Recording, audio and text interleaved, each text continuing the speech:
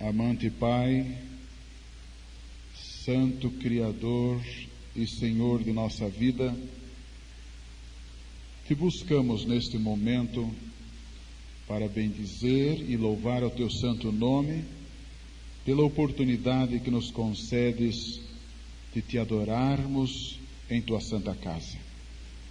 Aqui estamos, Pai querido, para te pedir em primeiro lugar que, como ato maior desta adoração, aceites a nós mesmos como oferta diante do teu altar. Que aceites o nosso coração, nossas intenções, nossas emoções. Que aceites também, ó Deus, a capacidade que nos concedes de compreendermos a tua vontade, que ela possa ser plena. Em especial, queremos pedir-te pelo pastor Enoque de Oliveira, o teu servo, a quem escolhestes para trazer até nós o estudo da tua santa palavra, a compreensão da tua vontade. Que o teu Espírito esteja a nortear, a dirigir, a guiar nossos pensamentos e o dele, para que em consonância contigo nós possamos apropriar-nos dos méritos de Cristo e do desejo de sermos fiéis a ti por este amor, pelo amor de Jesus. Aceita, ó Deus, nós te pedimos a cada adorador que aqui te busca nas suas lutas e dificuldades. Se há alguém aqui com o coração quebrantado, dolorido, se há alguém aqui que tem estado longe de ti, mas que te busca e quer se aproximar de ti, aceita a sua intenção e o seu desejo e confirma-o pelo teu Santo Espírito atuando poderosamente na sua mente. Aceita, ó Deus, nós te pedimos a todos aqueles que estão doentes também, para que eles possam sentir a tua paz e a segurança do teu amor. Aceita, nós te pedimos, ó Deus, a todo o teu povo, em todos os lugares que neste dia te busca para de ti receber o poder para viver uma vida cristã adequada. Isto nós te pedimos, no sagrado nome de Jesus. Amém.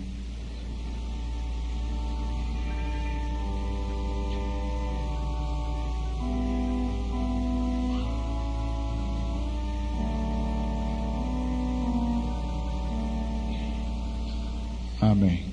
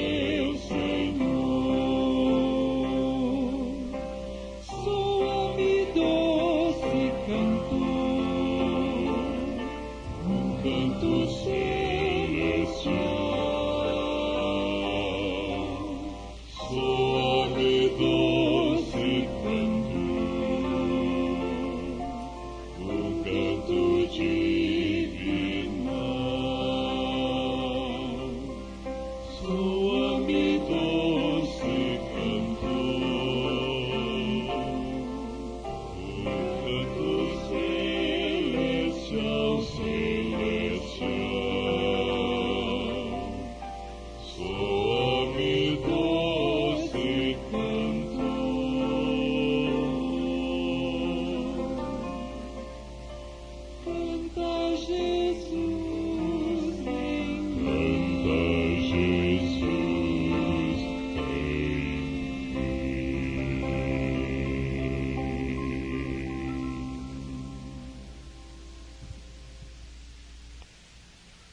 Não poderíamos ter melhor preparativo para a mensagem desta manhã que a apresentação deste conjunto, louvando a Deus através desta apresentação inspiradora. Nesta manhã,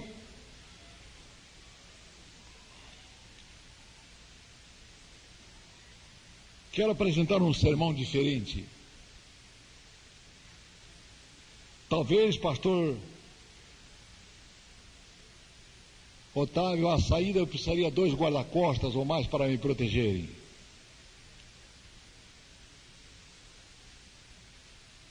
Foi Calvino, João Calvino, o grande reformador, que num momento de crise para a Igreja da Reforma, enviou uma carta a Margarida de Navarro, e dizia na carta: um cachorro ladra quando o seu dono é atacado. E eu seria um covarde se visse a Igreja de Deus ameaçada e guardasse silêncio, sem dar sinal de alarme. Irmãos, durante 46 anos tenho pregado a Cristo e o poder redentor do Evangelho. Durante 46 anos tenho pregado a palavra. E diante dos perigos que hoje confrontam a igreja, eu seria um covarde se nesta manhã guardasse silêncio,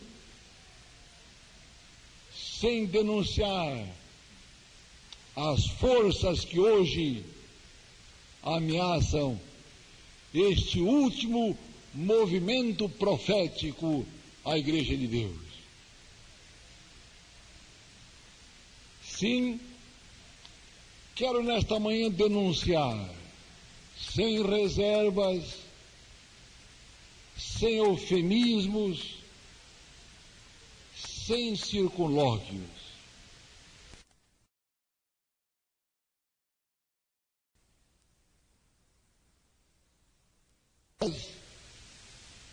sem eufemismos, sem circunlóquios, os perigos que ameaçam, perigos que militam contra a Igreja de Deus, o corpo místico de Cristo. Mas antes, 2 observações, a maneira de introdução. A primeira observação: o tema de hoje não tem como endereço pessoas específicas. Não trago carapuças para pôr na cabeça de ninguém. É tarefa do pastor também instruir, repreender, guiar e orientar a igreja, mas deve fazê-lo com amor e ternura. Eu amo a todos os membros desta igreja e peço a Deus me dar nesta manhã palavras suaves para, denunciando pecados, não denunciar pessoas.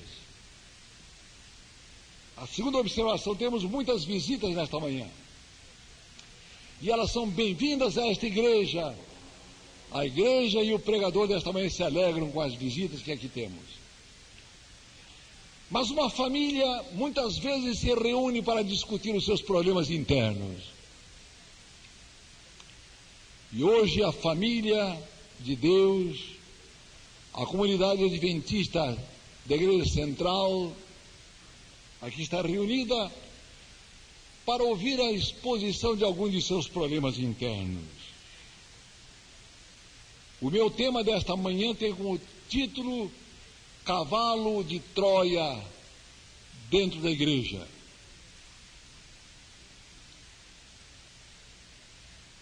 Num de seus poemas épicos, Homero, o grande poeta helênico, nos conta que as tropas gregas cercaram a cidade de Troia durante 10 anos.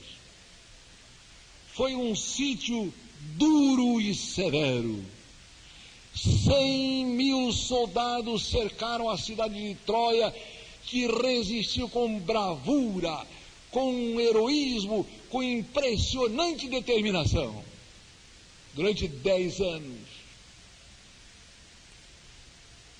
Quando os gregos perceberam que os muros da cidade de Troia eram inexpugnáveis, que eles jamais poderiam transpor as muralhas da cidade, eles imaginaram uma estratégia. Uma estratégia astuciosa. Convocaram um carpinteiro, um mestre, um notável marceneiro, e pediram que ele construísse um imenso cavalo de madeira. Este cavalo de madeira devia estar sobre rodas, de maneira que ele podia mover-se, ser movido sobre as suas rodas. E quando o cavalo estava pronto, uma obra de arte perfeita, os helênicos, os soldados gregos, simularam uma retirada. Os 100.000 soldados se retiraram e os habitantes de Troia celebraram a grande vitória. Afinal, o cerco foi suspenso. Nós triunfamos sobre os gregos. Mas os gregos foram além em sua estratégia. Pagaram a um traidor dentro da cidade de Troia para convencer os dirigentes, as autoridades de Troia, para trazerem o cavalo de madeira para dentro da cidade com um troféu memorável da vitória alcançada. E num dia festivo, no dia seguinte, entre aclamações triunfais, a população levou o cavalo para dentro da cidade de Troia. Foi um dia de celebrações triunfais. À noite, quando a população dormia, soldados gregos que se esconderam dentro do ventre daquele cavalo de madeira saíram subrepticiamente do ventre do cavalo, desceram e cuidadosamente abriram os portais de ferro, as grandes portas da cidade de Troia.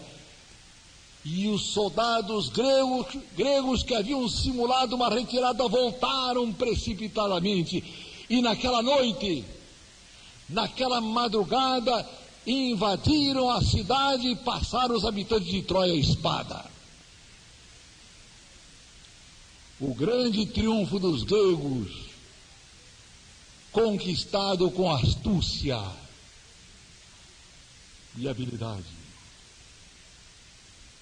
Queridos irmãos, nós podemos nesta manhã derivar deste poema épico algumas lições preciosas aplicáveis à realidade que a igreja vive hoje. Por muitos anos, durante décadas, a igreja adventista permaneceu inexpugnável, imbatível, invencível diante do assédio do inimigo. Fomos atacados com violência, mas a igreja permaneceu invencível. A cidade de Deus permaneceu imbatível, inexpugnável. Mas em sua determinação por conquistar a cidade de Deus, o príncipe deste mundo se vale de especial astúcia, empregando armas de terrível poder destruidor. depois de muitos esforços por vencer esta cidade, empregando o mesmo ardil dos gregos no passado, Satanás logrou introduzir um cavalo de Troia dentro dos muros de Sião, a cidade de Deus. Irmãos, esse cavalo de Troia se chama liberalismo. Liberalismo.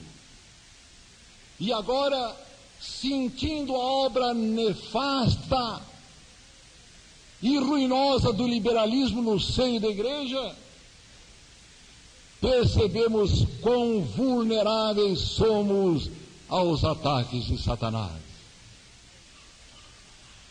Por muito tempo pensávamos que os nossos maiores inimigos estavam lá fora.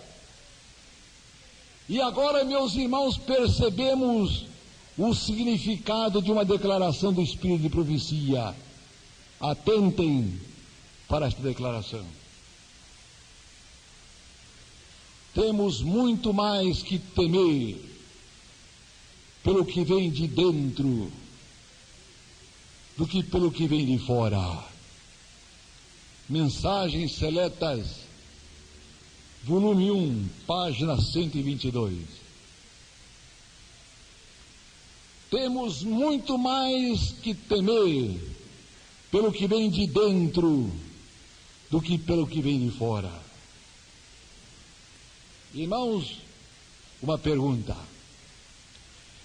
quem são os que promovem o liberalismo dentro da igreja?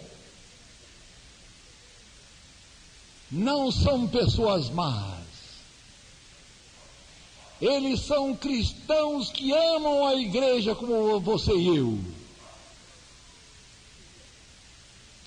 Eles gostariam de ter a fé, o zelo e o fervor que marcaram a vida de nossos maiores. Mas com toda a sinceridade do coração confessam não possuir estas virtudes. Mas eles desejam uma igreja diferente. Eles querem uma igreja mais descontraída, mais moderna, mais aberta, mais tolerante. Uma igreja mais condescendente com o mundo. Não percebem eles o compromisso que temos com Deus, como um povo peculiar que somos, de sermos diferentes. Não veem que o movimento adventista constitui um movimento profético. Perderam de vista a dimensão escatológica de nossa esperança e não sentem a urgência de nossa missão. Representando um amplo espectro do pensamento religioso, eles se esforçam por introduzir inovações na igreja, tendo em vista torná-la mais popular, mais palatável, mais aceitável, mais tolerante, com uma roupagem mais moderna. Há os que desejam uma igreja menos rígida com relação às bebidas alcoólicas. Por que não aceitamos, por que não permitimos o vinho, o inocente vinho, a inocente cerveja e até mesmo o licor em nossas festas sociais? Por que tanta intransigência? Dizem eles. A Bíblia é clara, irmãos, diz a palavra de Deus: não olhes para o vinho quando se escoa suavemente no copo. A Bíblia diz: para quem usais, para quem os pesares, para quem as feridas sem causa, para aqueles que se demoram no copo.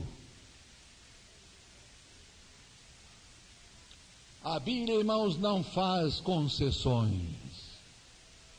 E como igreja nós não podemos fazer concessão de forma alguma. Edgar Allan Poe foi um dos gênios da literatura internacional, um dos maiores escritores da língua inglesa.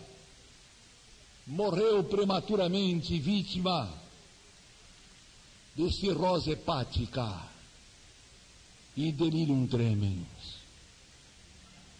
Escreveu em sua curta existência os livros que traduzem mais talento e capacidade literária que qualquer outro escritor da língua inglesa. E enquanto nos estertores da morte, em seu delírio, ele balbuciava. Devo dizer que ele viveu toda uma vida dominada pelo álcool, a mente constantemente aparvalhada pela ação do álcool. E ele dizia em seus momentos de estertor: minha mãe me deu o primeiro copo. Foi a mãe de Edgar Allan Poe que lhe deu o primeiro copo e fez dele o ébrio. Irmãos, como igreja jamais queremos que os pais aqui presentes, as mães aqui presentes, deem o primeiro copo, iniciando os seus filhos na trilha do vício, que se tornem eles amanhã bêbados contumazes. Aos que defendem o uso das correntinhas, dos anéis e das joias. Por que a igreja é tão intransigente? Leio as palavras do apóstolo São Pedro em uma Bíblia moderna, em uma tradução moderna. 1 São Pedro, capítulo 3, versículos 3 e 4.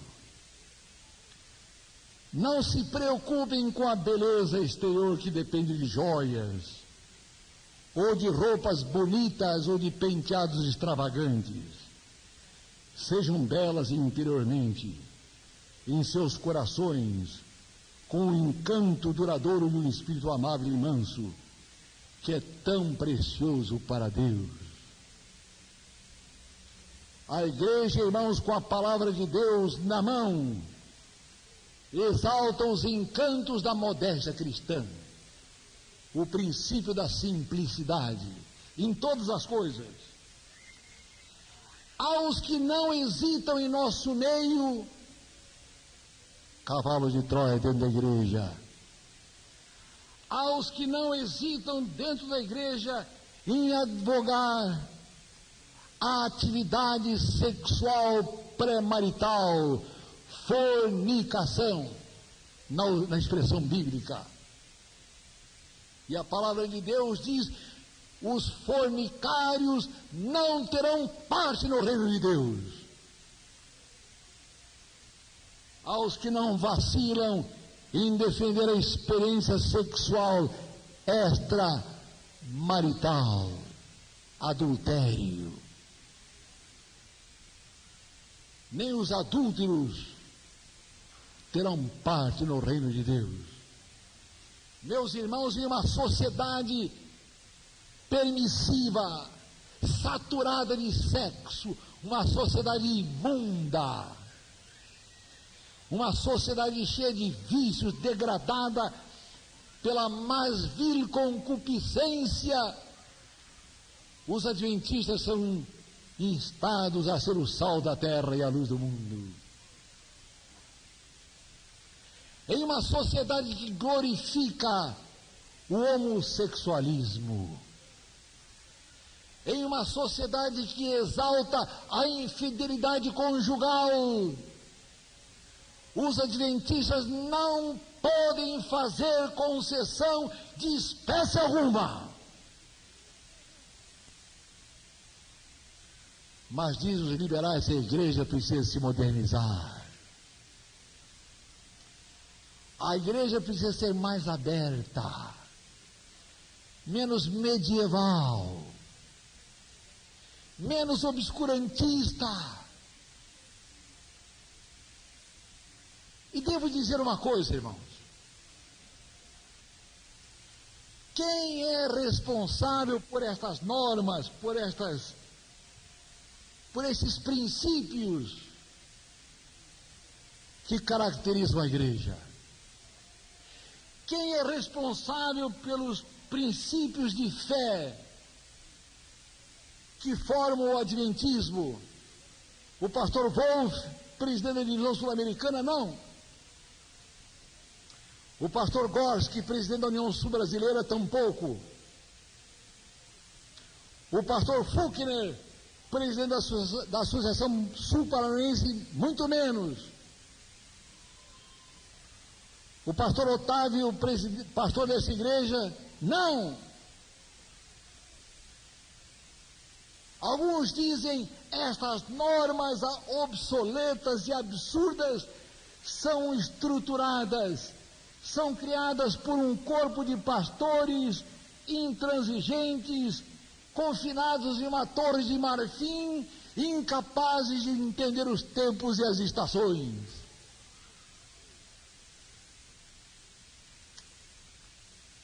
Quem é responsável por estas normas, irmãos? Todas as declarações de fé do adventismo, todo o corpo de normas e princípios defendidos pela igreja são decisões consensuais tomadas pela igreja como um todo, não por um grupo de indivíduos. Cada 5 anos, e os adventistas devem saber isto, cada 5 anos a Igreja Mundial se reúne com delegação representando todas as nações da terra onde o adventismo está presente. E com oração discutem, entre outras coisas, o programa da igreja, as finanças da igreja, os planos de ação da igreja e o manual da igreja. Há 2 anos passados, a igreja se reuniu em Indianápolis, mais de 40 mil delegados e visitantes de todo o mundo, e havia os liberais presentes que queriam fazer reformas substanciais no manual da igreja. Lembro-me que conversei com um deles, havia sido meu colega de estudos, hoje é professor universitário em uma universidade nos Estados Unidos. Ele promovia mudanças radicais no manual da igreja. Ele orquestrou o movimento. Mas os delegados da África, os delegados da Ásia, os delegados das ilhas do Pacífico, os delegados da Europa, os delegados das Américas, reunidos decidiram: o manual da igreja permanecerá intocado.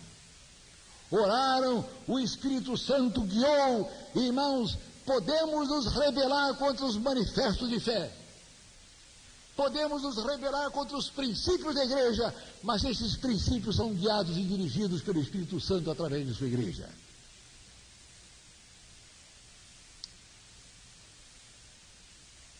Tenho tanto para falar nesta manhã, irmãos, e o tempo já está avançando. Em 1956, a igreja patrocinou um acampamento nas montanhas do norte da Itália, um acampamento de jovens. Era noite, junto a uma fogueira, os jovens adventistas cantavam, expressando através do cântico a sua esperança. Aproximou-se daquele grupo um homem já encanecido, grisalho, e assentou-se e acompanhou todo o entusiasmo daquele grupo de jovens. E finalmente ele se aproximou no fim do programa do dirigente, um pastor americano, o pastor Aitken. E ele diz: pastor Aitken, vocês, os adventistas, devem continuar a obra que nós deixamos de realizar. Então disse ele: nós, os valdenses, para salvar a juventude nossa, autorizamos, consentimos as bebidas alcoólicas entre eles. Depois construímos salões de bailes junto às nossas igrejas, só para manter os nossos jovens na igreja. E fomos de concessão em concessão, perdemos os nossos jovens, perdemos os nossos membros. Hoje somos uma igreja sem futuro, temos apenas um passado. E ele terminou dizendo: vocês, os adventistas, devem continuar. Vocês devem realizar a obra que nós deixamos de cumprir. Irmãos, eu tenho aqui um livro escrito em inglês. Por que avançam as igrejas conservadoras? O autor descreve o fracasso de todas as igrejas liberais, igrejas que outrora foram conservadoras. E todas elas hoje sofrem um terrível fracasso. Com efeito, irmãos, vou ler aqui umas rápidas estatísticas. No outro livro, Mantenhamos a Chama Acesa, diz nesse livro: a Igreja Unida Presbiteriana nos Estados Unidos perdeu, em um curto período de 2 anos, mais de 400 mil membros. A Igreja Episcopal, mais ou menos o mesmo número. A Igreja dos Discípulos de Cristo, 450 mil membros. A Igreja Metodista, 1 milhão de membros. E a Igreja Católica no Brasil perde 1.000 membros cada dia, de acordo com as estatísticas apresentadas pela própria Igreja Católica. E um teólogo, irmãos, descrevendo o problema metodista, um teólogo metodista diz o seguinte: quem é responsável pelo fracasso da igreja? Diz ele: o êxodo que os metodistas enfrentam não deve ser atribuído às forças externas. A culpa cabe à própria igreja. Então ele acrescenta: se a igreja metodista estivesse sendo atacada por inimigos externos, se estivesse sofrendo perseguição como consequência de seu esforço por evangelizar o mundo, haveria esperança. Mas o mundo não persegue uma igreja que não parece defender mais coisa alguma. A igreja metodista está em declínio como resultado de seu próprio fracasso em preservar sua herança religiosa. Irmãos, eu gostaria de falar sobre os seminários que estão sendo vendidos por falta de vocações ministeriais. Os templos que estão vazios. Há 85% da população brasileira se confessa católica, mas 8% vão à missa. Porque crescem as igrejas ortodoxas, porque elas defendem princípios, elas defendem normas, elas defendem alguma coisa. Mas, meus irmãos, o liberalismo entrou na igreja. E entrando na igreja, escancarou as portas da igreja de Deus a outros inimigos: o secularismo, o mundanismo, o conformismo, o nominalismo, o imobilismo e uma série de outros ismos. Vou mencionar rapidamente alguns destes ismos. Um terrível intruso que levanta a sua arrogante cabeça na igreja hoje é o secularismo. O que é o secularismo? Um esforço por organizar a vida como se Deus não existisse. Meus irmãos, a igreja se divide hoje em dois grupos: os supernaturalistas e os secularistas. Os supernaturalistas têm uma religião vertical, os secularistas uma religião horizontal. Os secularistas se ocupam com as coisas deste mundo, os supernaturalistas com as coisas de Deus. A trindade dos supernaturalistas é o Deus Pai, o Deus Filho, o Deus Espírito Santo. A trindade do secularista é móveis, imóveis e automóveis. Irmãos, o supernaturalista vê na igreja o centro onde Deus concentra todo o seu amor, toda a sua suprema atenção. O secularista vê na igreja uma instituição obsoleta, antiquada e irrelevante.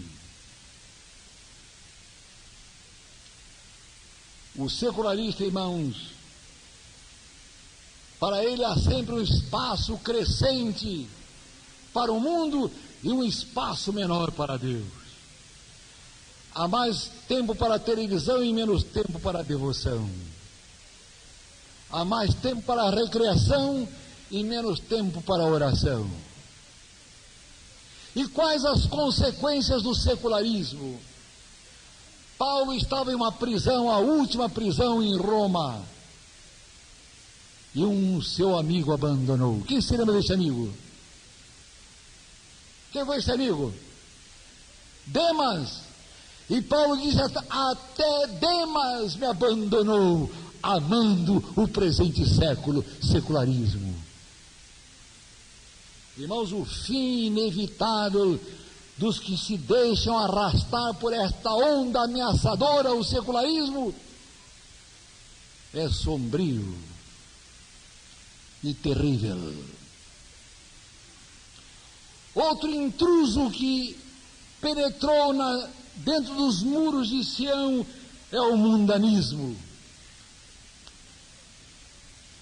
A palavra diz: não ameis o mundo, nem o que no mundo há. Eu reconheço, irmãos, existir um paradoxo na Bíblia. Uma tensão. A Bíblia diz: não ameis o mundo, mas ao mesmo tempo diz que Deus amou o mundo de tal maneira que deu seu Filho. Um paradoxo. Nós não somos do mundo, diz a Bíblia, mas a Bíblia também diz: ide a todo mundo. Esta tensão, este paradoxo está presente nas páginas da Bíblia. Mas o que é o mundanismo? O dicionário define o mundanismo como o gosto pelas coisas do mundo, o gosto pelos prazeres do mundo. Muitas vezes viajei de avião para Manaus, e há um espetáculo maravilhoso que chama a atenção de todo visitante que chega a Manaus de avião durante o dia. É contemplar o espetáculo surpreendente do encontro das águas, as águas do Rio Negro que se encontram com o caudaloso Amazonas. O Amazonas com as suas águas barrentas, o Rio Negro com as suas águas escuras. As águas se encontram, mas através de quilômetros percebe-se que elas não se misturam. Elas fluem para a direção leste, sem se misturarem. O encontro das águas. Irmãos, nós nos encontramos com o mundo cada dia, com os nossos fornecedores, com os nossos vizinhos, com os nossos colegas de trabalho, com os nossos colegas de estudo, devemos amá-los porque Cristo morreu por eles também, devemos servi-los, devemos ajudá-los, mas não devemos misturar-nos com o seu programa, se ofende a Deus. Israel um dia pediu um rei. Não era o plano de Deus que Israel tivesse um rei, mas Israel queria ser como o mundo, queria imitar o mundo e pediu um rei, e Israel teve o seu rei. E em pouco tempo os reis começaram a se casar com as filhas de outras casas reais, que trouxeram para Israel o mais crasso paganismo, as formas mais corruptas de idolatria, e não tardou que reis de Israel sacrificassem os seus próprios filhos, imolando-os em um culto vil aos deuses pagãos. Meus irmãos, o mundanismo leva a alma crente aos mais escuros abismos da rebelião. Outro intruso que penetrou na igreja é o espírito conformista. O conformismo. Romanos capítulo 12, versículos 2 e 3. O apóstolo São Paulo, com linguagem veemente, diz: e não vos conformeis com este mundo, mas transformai-vos pela renovação de vosso entendimento. Sim, irmãos, há da parte de muitos entre nós um gradual conformismo com o mundo, com a conversação do mundo, com a música do mundo, com o estilo de vida do mundo. E eu às vezes penso na mulher de Ló, que vivia em um nauseabundo ambiente, onde se cometiam os mais torpes vícios, os mais degradantes pecados do sexo. Daí surgiu a palavra sodomismo. Eu penso, irmãos, que a mulher de Ló era uma mulher virtuosa, que nunca se submeteu aos vícios de Sodoma, mas ela se conformou com as misérias morais que se perpetravam em Sodoma. Ela perdeu a capacidade de revelar justa indignação, de se rebelar contra toda a miséria moral de Sodoma. E quando foi levada pelo anjo para fora da cidade, o anjo pediu: não olhem para trás, mas o coração daquela mulher estava tão preso a Sodoma. Era uma encantadora cidade, atrativa, bela, fascinante. E ela olhou para trás, e a justiça divina desceu implacável sobre ela. Somos exortados, irmãos, a não nos conformar com este mundo, mas experimentarmos uma transformação. A expressão grega é um pouco diferente. A expressão grega fala desta metamorfose, metamorfosou, é a expressão grega. Somos instados a nos metamorfosear-nos no coração, uma transformação interior. Irmãos, outro intruso que levanta a sua cabeça arrogante é o nominalismo. Crentes nominais, crentes que têm o nome de adventistas, que se identificam como adventistas, mas não vivem as virtudes do adventismo. Nominalismo. A igreja primitiva, irmãos, a igreja apostólica, era conhecida pelo fervor, pela dedicação, pelo entusiasmo de seus membros. Nem a perseguição, nem a prisão, nem a tortura, nem o martírio foram suficientes para esmagar o ânimo daquela igreja. Mas no quarto século, Constantino, o imperador, abraçou o cristianismo. Abraçou o cristianismo sem experimentar os encantos, o gozo da conversão. E a igreja saiu do escuro recesso das catacumbas para gozar o favor do palácio, para receber as benesses, os favores da corte imperial. E a igreja se encheu de crentes nominais e se corrompeu e pavimentou o caminho para a mais escura apostasia. Um espírito de transigência tomou conta da igreja. Irmãos,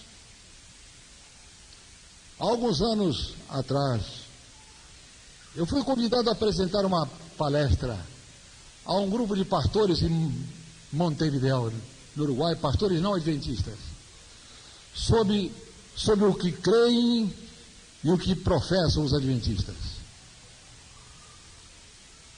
Levaram-me para um lugar muito aprazível, a mais ou menos situado a 30 quilômetros de Montevideo. Lá estava um grupo de uns 40 pastores reunidos. Tivemos uma reunião extraordinária,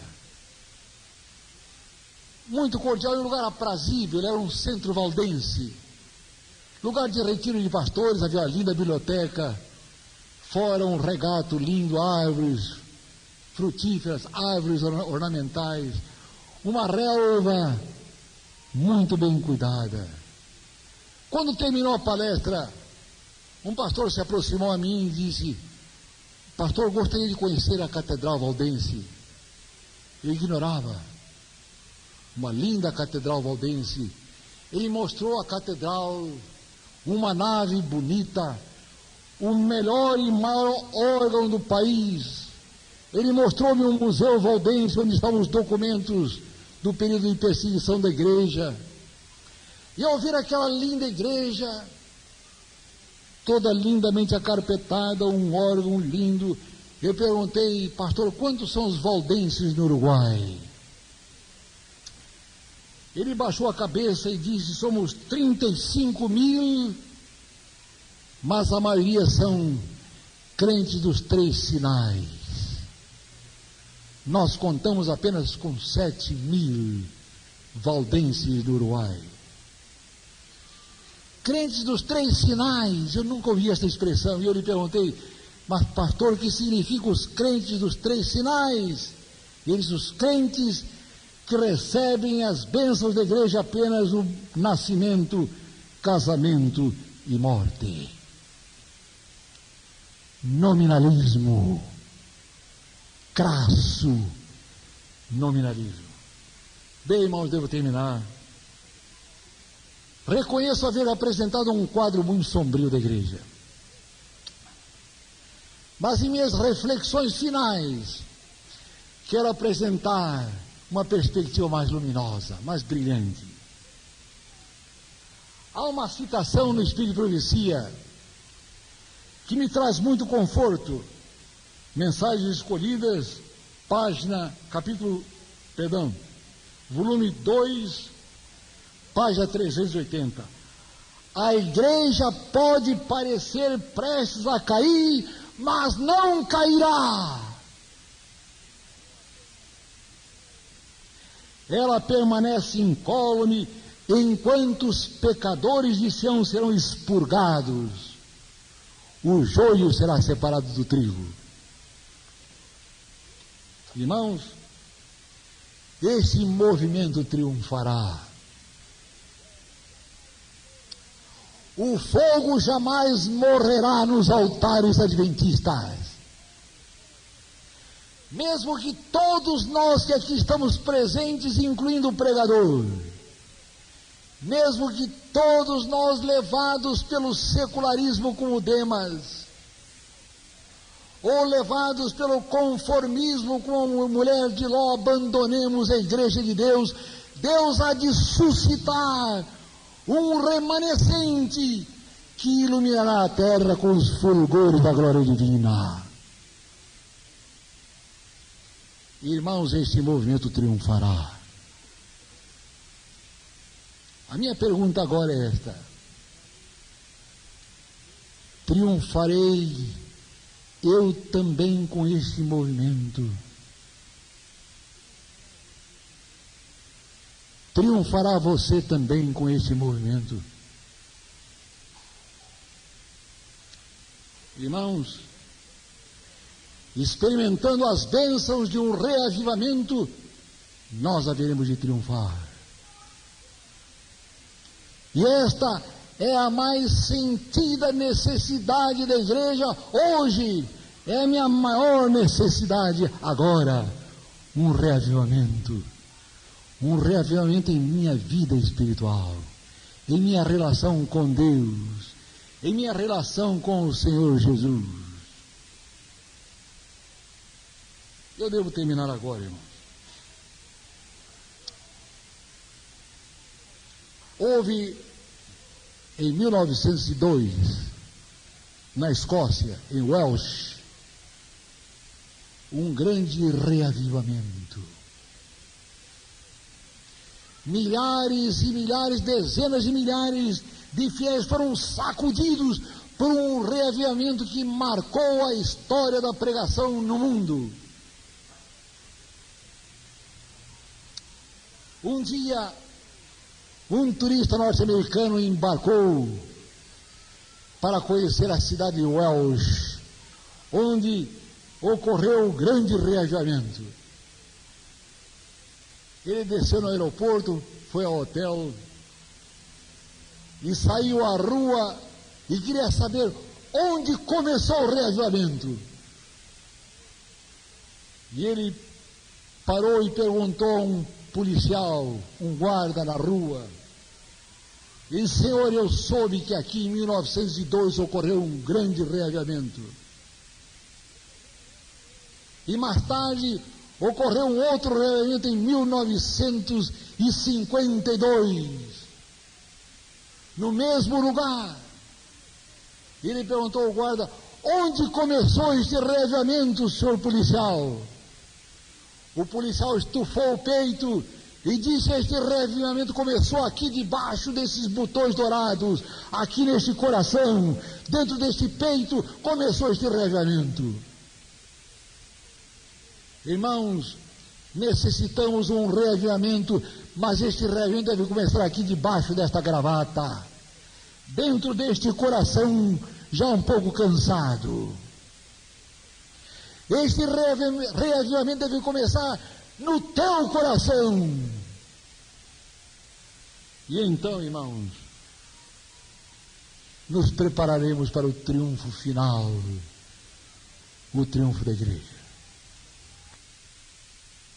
Graças te damos, ó Deus, por tua presença neste culto. Ao sairmos agora deste recinto, pedimos-te acompanhar-nos com o teu poder. Dá-nos a presença de teus anjos e a companhia do teu Santo Espírito, hoje e sempre. Por Jesus te pedimos. Amém.